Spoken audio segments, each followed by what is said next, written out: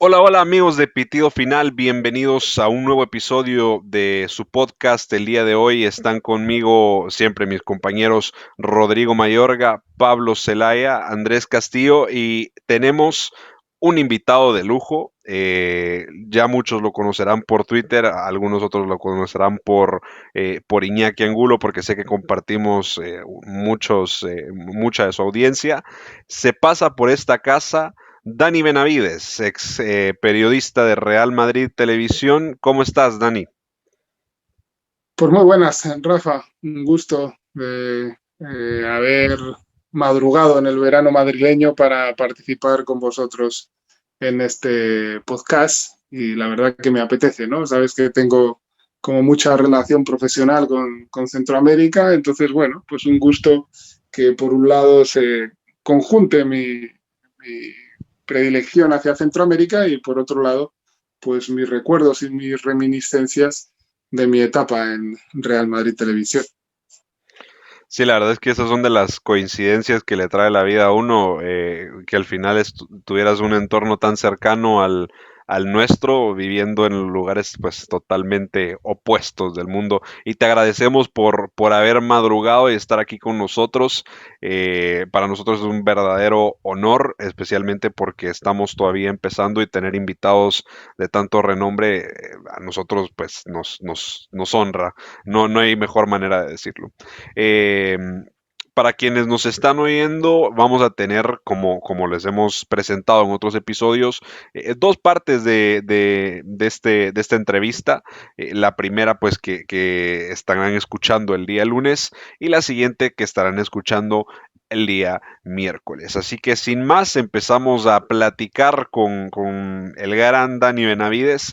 Eh, Comentaba al principio cuando te presentaba que que fuiste periodista de Real Madrid Televisión. Eh, Cuando se habla de Dani Benavides, se habla mucho de algunas verdades que tú has contado sobre el entorno del Real Madrid y que nos comentabas en la pues, reunión previa que tuvimos a grabar este episodio. Cuéntanos, Dani, ¿cómo llegas tú a Real Madrid Televisión y cómo son los primeros años de tu estadía en la Casa Blanca? Bueno, pues a Real Madrid Televisión llego porque en un momento designan como codirector de Real Madrid Televisión pues a Miguel Ángel Muñoz, ¿no? Hubo una época en la que el canal de Real Madrid pues estaba dirigido por Miguel Ángel Muñoz el Rubio, que todavía está presente en las tertulias, está presente ejerciendo su trabajo, y Jesús Alcaide. Entonces, cuando llega Miguel Ángel Muñoz, lo que trata es un poco de ampliar lo que es el análisis o los comentarios, ¿no? Quería como un Real Madrid Televisión donde se aportara también un conocimiento de los equipos rivales, que se pudiera un poco pues añadir a las retransmisiones la figura de pues bueno, pues de un analista con conocimiento más preparado y que ejerciera un poco pues de tercer comentarista. Yo había coincidido con Miguel Ángel Muñoz en la radio durante 2 años y bueno, no es que fuera mi amigo, ¿no? Sino que él en su momento pues me reconoció pues que le agradaba ver cómo yo me documentaba, cómo yo comunicaba, cómo yo explicaba las cosas y así fue, en el momento que tuvo ese cargo de responsabilidad, pues me llamó para Real Madrid Televisión. Para mí, bueno, poder colaborar con el Real Madrid era como un sueño infantil y es cierto que tuve un camino sinuoso para ello, porque por aquel entonces yo trabajaba en el Consejo Superior de Deportes, es decir, trabajaba para el Gobierno de España, tenía un trabajo idílico, eh, tenía unas condiciones súper fructíferas y beneficiosas y la llamada del Real Madrid pues me supuso que aunque tenía una compatibilidad, yo podía, fuera de mi tiempo de trabajo, yo podía colaborar con el medio de comunicación que deseara, pero el hecho de que fuera el Real Madrid supuso desde el primer momento pues unos celos, una envidia, unos comportamientos infantiles, tanto del presidente del Consejo Superior de Deportes, hoy trabajando para Jaume Roures, en un caso flagrante de puertas giratorias, como así se llama, que era Miguel Cardenal, y bueno, y luego de su director de comunicación, ¿no? Un pobre hombre que en su momento también fue jefe de prensa del Real Madrid, o adjunto de prensa del Real Madrid en la época de Ramón Calderón, que era Luis Villarejo, ¿no? Bueno, en el momento en el que me llamó el Real Madrid, pues estos dos siniestros personajes, y repito, pobres hombres, porque desde luego que tener esos puestos de responsabilidad y que les invada la envidia, los celos, que les entren todos los tipos de complejos y que se manifiesten de esa manera, pues implicó que la llamada del Real Madrid pues me diera un protagonismo, ¿no?, en las retransmisiones del primer equipo, que tuviera cierta visibilidad y que a ellos les generara envidia, ¿no? Yo no querían que yo tuviera como más protagonismo en el Real Madrid del que tenían ellos, porque era verdad que uno estaba manchado de su época con Ramón Calderón y el otro, pues bueno, era considerado un tolili por parte de Florentino. Entonces, aquello supuso pues un acoso y un derribo, me trataban de prohibir el ejercicio de mis funciones en mi tiempo libre y bueno, se convirtió en una situación como incómoda durante ese tiempo. Entonces a mí me llevó, ¿no? Yo me sentía tan a gusto en el Real Madrid, me sentía tan feliz, que aunque mis condiciones económicas eran como la tercera parte de lo que, bueno, no la tercera, ¿no? La cuarta parte de lo que podía ganar en el gobierno, pues un momento determinado, pues a la que hoy es mi esposa le dije, mira, voy a dejar este trabajo y me voy a dedicar de lleno al Real Madrid. Bueno, aquello, ella me dijo, es normal, es tu sueño, yo estoy contigo por tu trabajo, no estoy contigo por tu trabajo, estoy contigo por ti y te apoyo en tu decisión. Y así fue. Un día me presenté y dije, mira, aquí os quedáis. Y fue curioso, ¿no? Porque abandoné ese puesto de asesor del gobierno y mi sustituto fue el hermano de Ramón Calderón. Bueno, las cosas de la vida, ¿no? Interesante tanto la forma en la que llegas y lógicamente la manera en la que dejas atrás un trabajo muy estable por cumplir un sueño que cualquiera de nosotros creo que aceptaría sin pensarlo dos veces. Bueno, tal vez mis compañeros culés no tanto, pero yo lo tomaría sin pensarlo. Y en ese sentido te entiendo y empatizo y realmente creo que viviste un sueño, tú lo mencionas a veces en el sentido que tu voz está inmortalizada en algunas de las retransmisiones históricas del Real Madrid, que no es poca cosa decir. Pero lo curioso es que la experiencia al final tiene sus obstáculos en el camino y experiencias que a ti te gustaría contar, me imagino, algún día tienes para escribir un libro.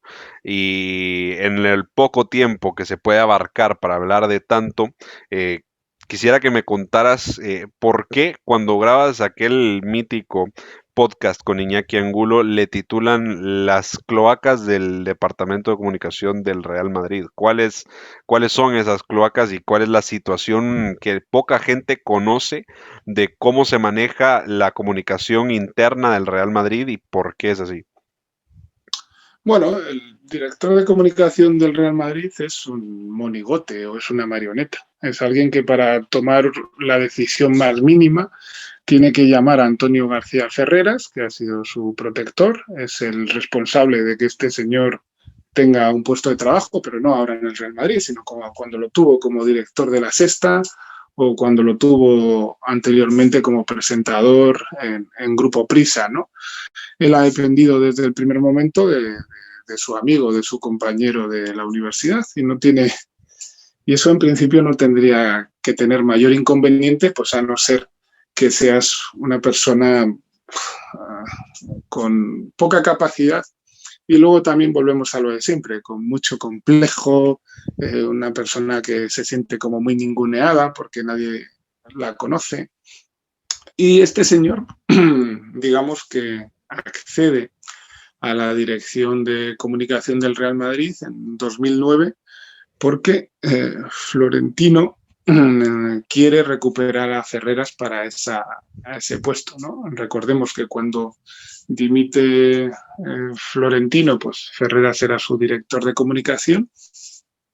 Ferreras, digamos que se vincula a La Sexta, junto a Roures, que son como durante un largo tiempo son uña y carne prácticamente, esto es así, es decir, la persona más influyente o quizá la única persona que sea influyente para Florentino durante mucho tiempo fue casi un alma gemela para Roures. De hecho, por ejemplo, la esposa de Ferreras, que es Ana Pastor, trabajaba, ¿no?, para una productora de Roures hasta hace muy bien poco. Y Florentino trata de recuperar a Ferreras, ¿no?, para que sea su persona de confianza en la comunicación.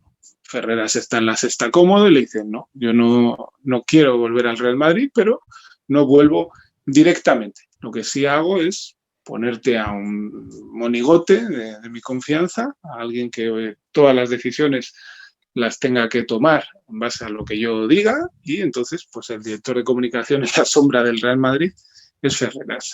Yo no sé si lo hace para que de esa forma la comunicación sea tan caótica y que constantemente hasta los mayores defensores de Florentino reconozcan que el punto o el talón de Aquiles del Real Madrid de Florentino es la comunicación. No sé si lo hace Ferreras así, pues para que pase a la posteridad, ¿no? Para que uno diga que cuando él era el director de comunicación en la anterior etapa, pues todo funcionaba mucho mejor.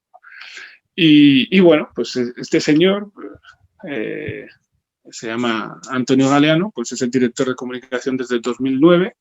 Es alguien, digamos que desde un punto de vista profesional, pues te puedes imaginar, no tiene ni nociones ni conocimientos de inglés básico. O sea, un director de comunicación de la marca más importante que hay, pues no se puede comunicar en inglés. Bueno, no es que no se pueda comunicar, ¿no? No sé, habría que plantearse si es capaz de tener algunas palabras de vocabulario básico, ¿no?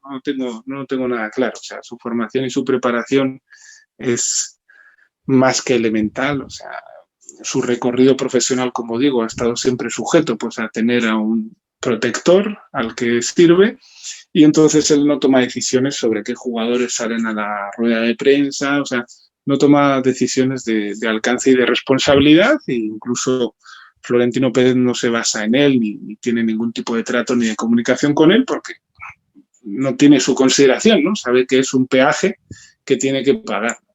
Pero a costa de esto, es decir, a costa de tener, pues bueno, pues satélites así en el Real Madrid que están fijados por otros intereses que no son los estrictamente madridistas, pues lo que ha ocurrido durante años o durante tiempos, que pese a que Florentino regresó a la presidencia y que desde el primer momento pues ha sabido que Roures era una figura perversa, maligna, especialmente para el Real Madrid, pues bueno, durante muchos años pues el Real Madrid ha alimentado y ha hecho más millonario a Roures. Seguramente pues algunos satélites como José Ángel Sánchez o como sí, como el director de comunicación, pues han tenido que ver, ¿no? Y de hecho a veces parecía como que el Real Madrid era una sucursal de Roures o de Mediapro, ¿no? Continuamente pues llegaban al club periodistas de Mediapro, de La Sexta, y bueno, y uno puede decir, por fin Florentino decidió que esto no fuera así, ¿no? En un momento pues extinguió el contrato de Mediapro en Real Madrid Televisión, es verdad. Muchos nos quedamos por el camino, ¿no?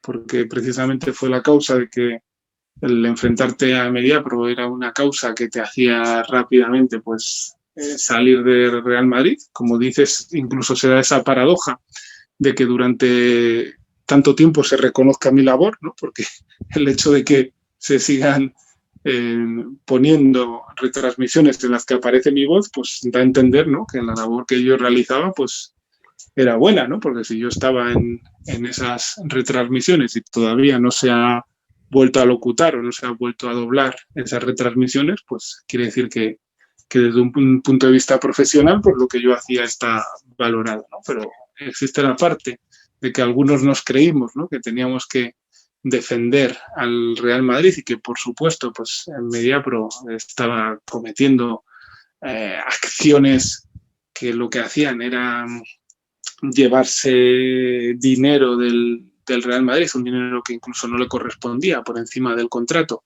para luego pues pagar a Manolo Lama, a todos los protagonistas del golazo, porque así me lo dijo, ¿no? La persona que era responsable de Mediapro en Real Madrid, se pone, ¿no? O sea, es que necesitamos eh, acumular más dinero de los propios colaboradores del canal para luego destinarlo a nuestro producto, ¿no? Que es el golazo de Mediapro. Bueno, pues O sea no. que el Mediapro usaba dinero del Real Madrid para financiar un programa de su cadena televisiva. Así fue, no, no solo un programa, sino el lanzamiento de un programa presentado por Manolo Lama, que para muchos es, con razón, ¿no? Es un elemento que ha sido, como siempre, muy contrario a los intereses del Real Madrid y, bueno, muy contrario a Florentino Pérez, ¿no? Entonces, hay un punto culminante que yo creo que este programa nace como en febrero, ¿no? Y a finales de febrero, pues nos contactan a los colaboradores del canal, que ya teníamos unas condiciones económicas por ETT como muy precarias y nos piden que firmemos un contrato en lo que España se conoce como tarifa plana, ¿no? De que, bueno, tú vas a trabajar todo lo que sea, tienes todas las colaboraciones que haya que tener, pero vas a ganar una cantidad de 1.000 euros, ¿no? Algo absolutamente ridículo, ¿no? Porque, bueno, cualquier persona, no ya solo por mí, sino que había exjugadores de la Casa Blanca, ¿no? Estaba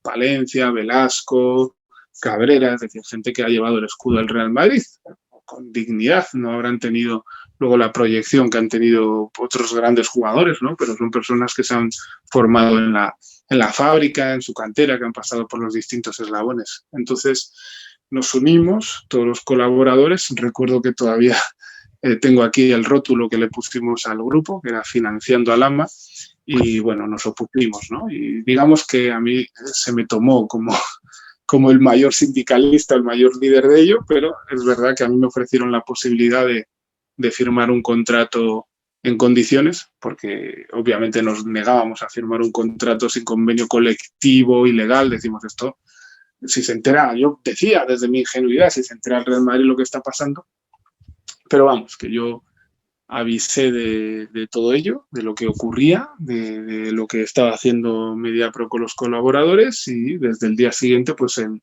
director de comunicación lo que hizo fue sacarme, ¿no? de la parrilla y yo que me encargaba, por ejemplo, del baloncesto, que no tenía competencia en el canal porque los colaboradores no tenían unos conocimientos mínimos de baloncesto, pues desde el día siguiente había como compromiso de Euroliga y ya me prohibieron hacerlo, ¿no? Me quitaron de ello. Entonces comprendí que el director de comunicación, como luego he comprobado por otros motivos, ¿no? Que gente cercana a él me ha dicho que él está súper interesado en que Mediapro continuara. De hecho, cuando despedía a alguien, él se parapetaba en Mediapro, decía que había sido Mediapro, es decir, estaba absolutamente conchavado con esa productora y tenía como unos intereses que trascendían, ¿no? A lo que tiene que ser un director de comunicación. Un director de comunicación tiene que estar para defender los activos del club, al entrenador, al presidente, a los jugadores, y no tiene que estar para hacer negocios paralelos, ni mucho menos cuando la productora con la que haces negocios o con la que intrigas, pues es básicamente una productora enemiga, ¿no? Como se ha podido comprobar en el tiempo. Yo de lo que me siento más orgulloso es que lo que yo denuncié o contra lo que yo luché o contra ese poder establecido que yo me enfrenté, pues se ha demostrado con el tiempo que es el principal enemigo del Real Madrid y con el tiempo y en perspectiva se nota todavía más.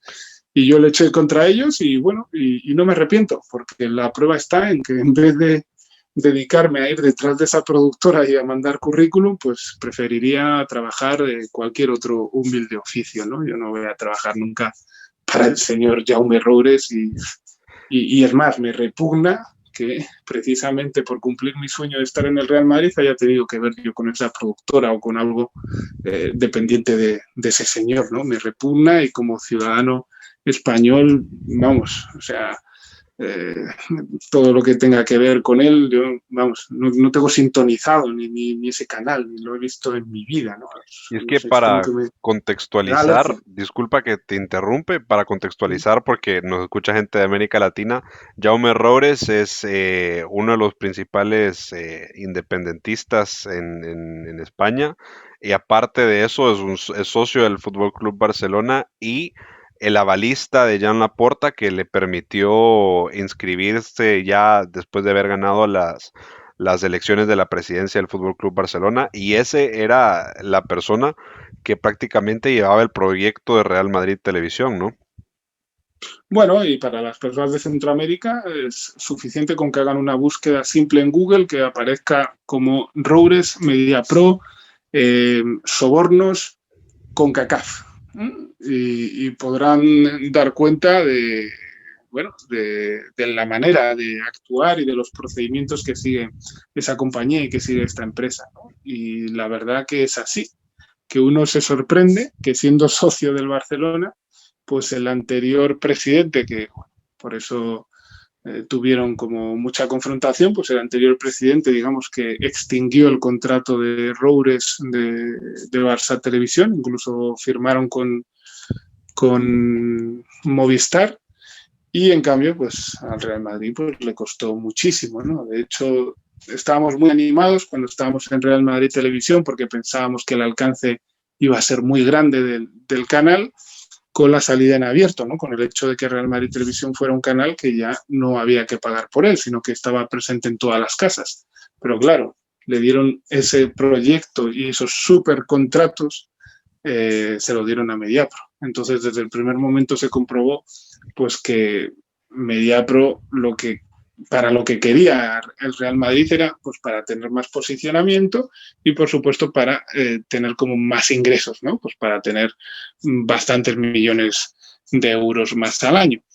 Y en cambio, lo que le interesaba a MediaPro era su canal, que todavía está vigente, de Gol Televisión, donde insisto, ¿no? Allí pues tienen como a muchas figuras que son reconocidamente antimadridistas e incluso detractores de Florentino Pérez.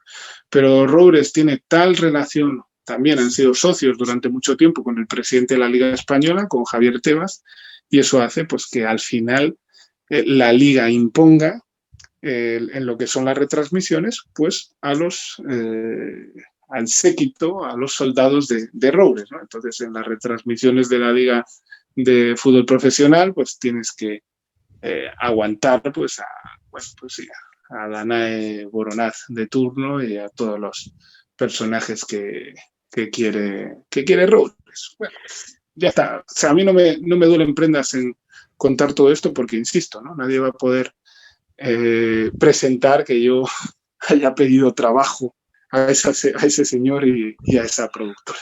No, y lo que dices es interesante y quiero ir aterrizando con el tema de Zidane, que fue, bueno, creo que tu entrevista con Iñaki salió el 19 de mayo y ya se escuchaba de que Zidane podía volver a dar el asustón y bueno, terminó pasando y en una carta abierta reconoció que no concebía cómo era posible hasta cierto punto de que se haya hablado tan poco de fútbol. Esas son las palabras caballerosas con las que Zidane explicó la situación en las ruedas de prensa y cómo constantemente el club en sus instalaciones dejaba entrar a periodistas que llegaban a dedicarse a atacarlo a él personalmente y como tú nos hiciste entrever en la reunión previa, también lo hicieron con Solari en su momento y bueno, no se tiene que hablar de lo que tenía que vivir José Mourinho cada conferencia de prensa que daba, ¿no? Eh, ¿Por qué pasa eso? ¿Por qué hay periodistas que critican a jugadores del Real Madrid, que critican al entrenador del Real Madrid de manera desmedida y que luego pasaban a veces en la tarde o en la noche a llegar a a intervenir en programas del mismo Real Madrid Televisión?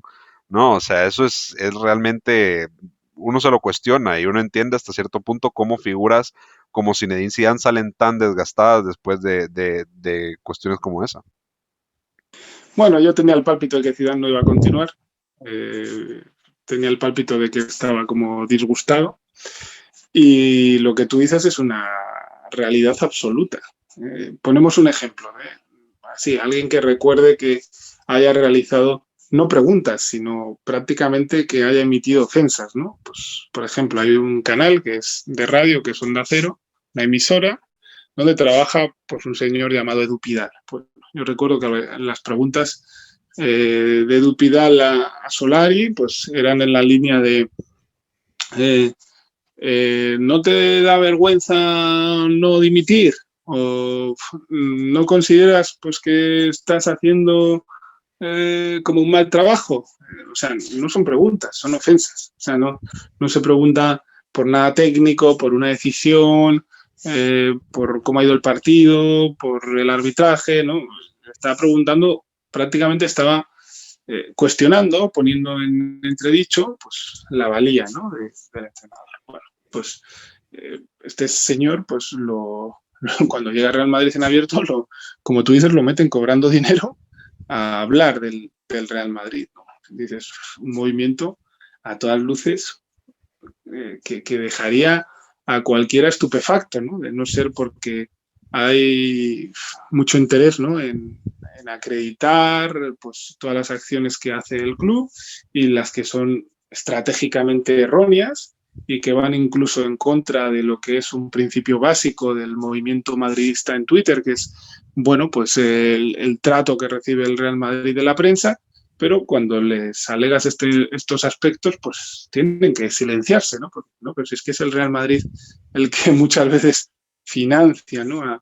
A los santis, ¿no? A los que se meten con los entrenadores.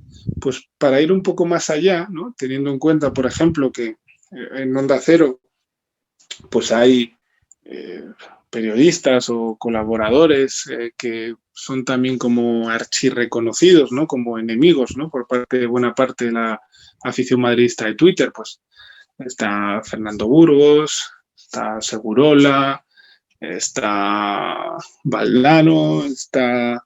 Bueno, son como muy criticados, ¿no? Pues entonces dices, cuando Florentino Pérez, que no tiene como apariciones públicas, cuando concede una entrevista, pues la concede en Onda Cero.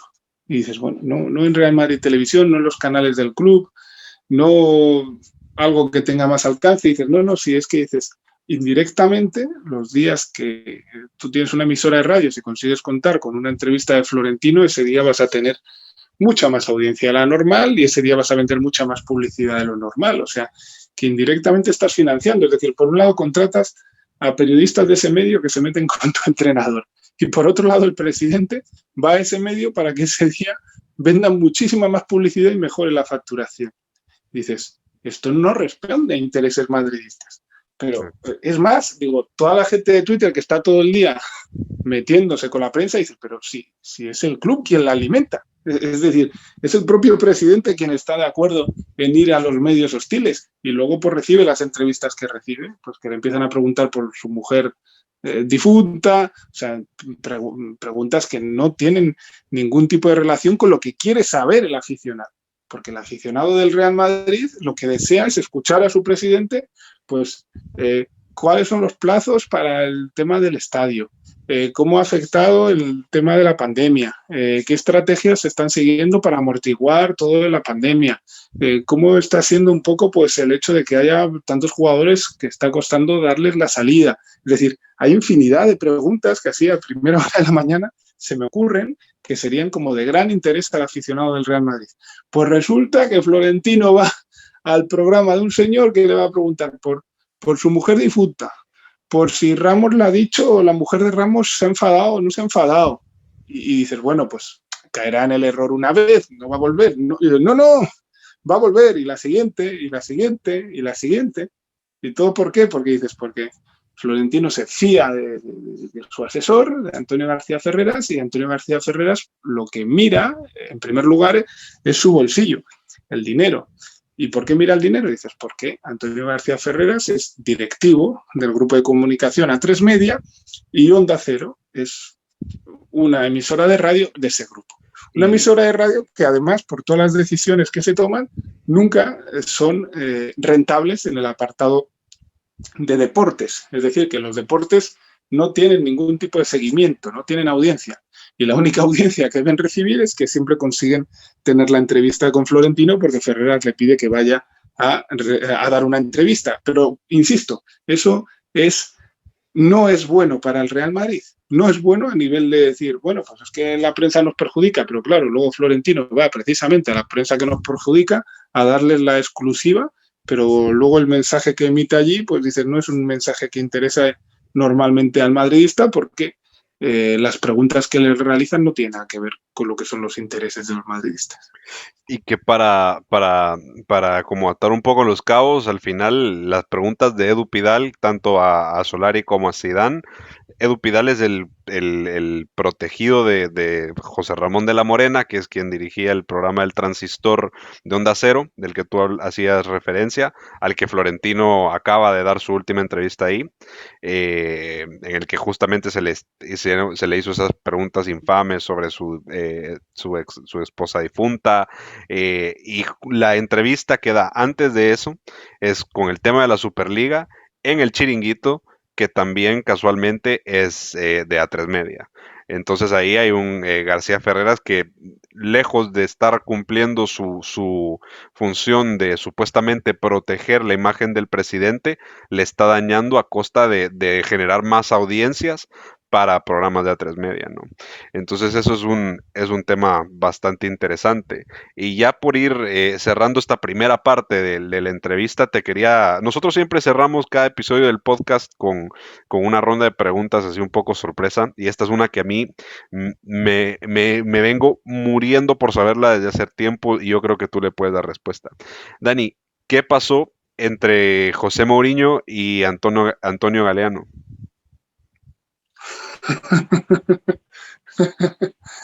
Ay, este es muy bueno, ¿no? Es decir, Mourinho con sus detractores, con sus errores, con todo, tiene un valor mmm, que ni el mayor enemigo de Mourinho ni el mayor crítico podrá nunca desdecir lo siguiente. Mourinho es trabajo. Mourinho es un trabajador. Mourinho es una persona entregada. O sea, Mourinho vive para lo que es su labor. O sea, es entrenador las 24 horas, ¿no? Y a Mourinho, pues, le gusta la gente trabajadora, le gusta la gente que quiera progresar.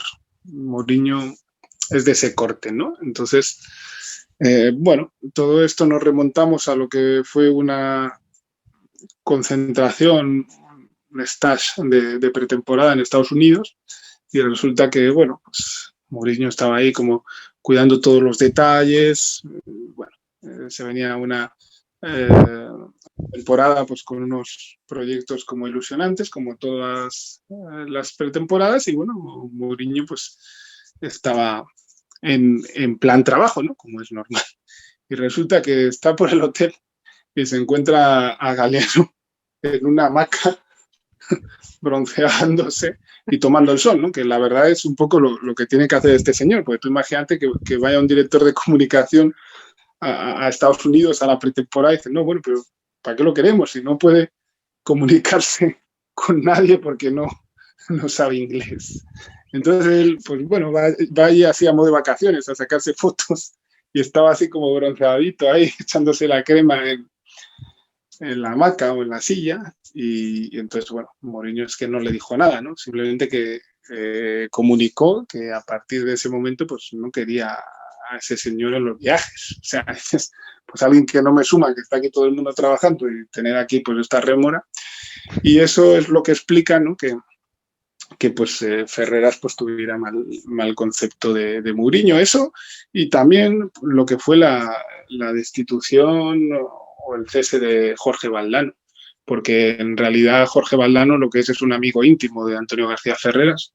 La prueba está en que, por ejemplo, Jorge Valdano ahora es como colaborador del Transistor, y es así, es decir, Jorge Valdano pues estaba puesto en el Real Madrid por Antonio García Ferreras. Entonces era como un pulso de poder. O sea, Ferreras no estaba habituado a perder un pulso de poder, y con Mourinho lo perdió en dos ocasiones. La primera que apartó por completo de la realidad del día a día a la marioneta esta del director de comunicación. Esto es así, es una verdad incuestionable, o sea, dejó de